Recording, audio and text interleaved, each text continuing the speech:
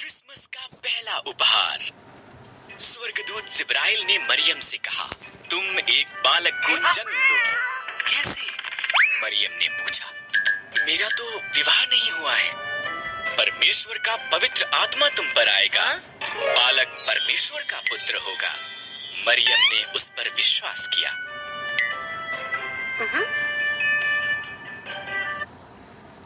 मरियम की मंगनी यूसुफ के साथ हुई थी, पर उसने उसकी कहानी पर विश्वास नहीं किया, इसलिए स्वर्गदूत उसके पास भी आया।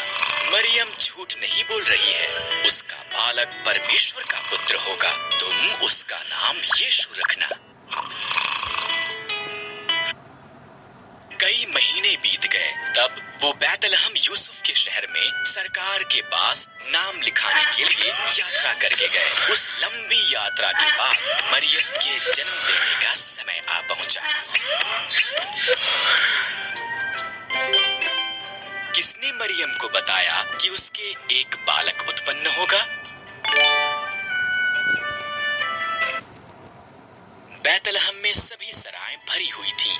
इस तरह से परमेश्वर का पुत्र एक अस्तबल में पैदा हुआ, कपड़ों में लपेटा गया और एक घास के बिस्तर पर रखा गया। उन्होंने उसका नाम यीशु रखा।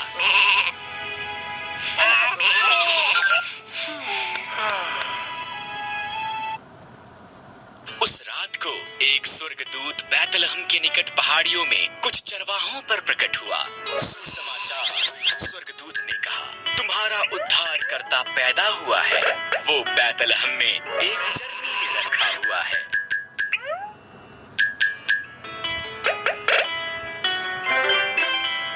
क्या परमेश्वर का पुत्र यीशु बैतलहम के एक अस्तबल में पैदा हुआ था? हाँ या नहीं?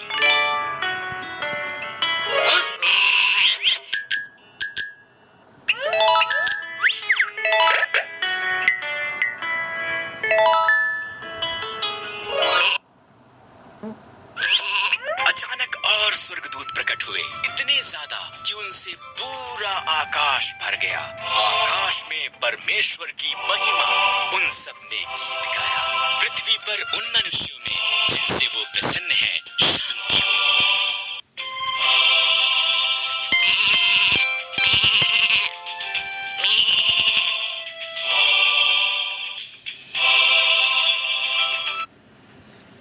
जब स्वर्गदूत चले गए, चरवाहे जल्दी से बैतलहम के लिए निकले। उन्होंने बालक, उनके उद्धारकर्ता को एक घास के बिस्तर पर लेटा देखा। ये ऐसा ही था जैसा कि स्वर्गदूत ने उनसे कहा था।